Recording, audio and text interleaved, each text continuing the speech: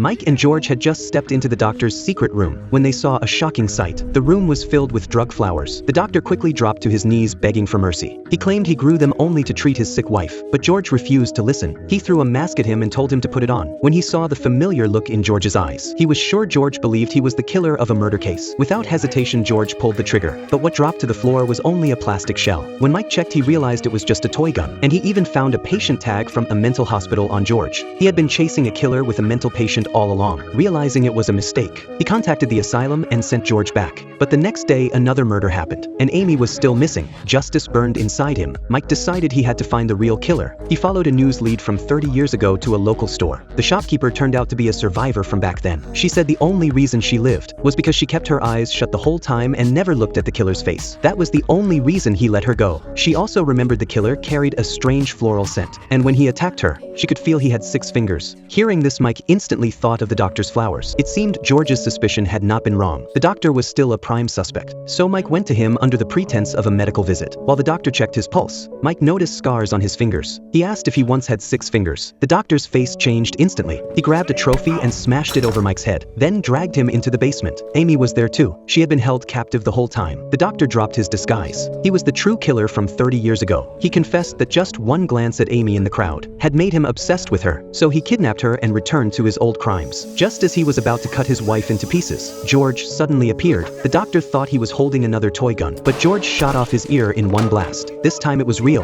The doctor refused to surrender. He lunged forward and wrestled with George. While they struggled, Mike took the chance to rescue Amy, but in the chaos, the doctor got hold of the pistol. He immediately shot George, then casually killed his own wife. Meanwhile, Mike and Amy managed to escape to a construction site, but the doctor chased them down again. Just as Mike was about to die, George dragged his wounded body over, and the 3 of them fought fiercely on the ground. In the end, the doctor collapsed from exhaustion, and they finally ended his evil life.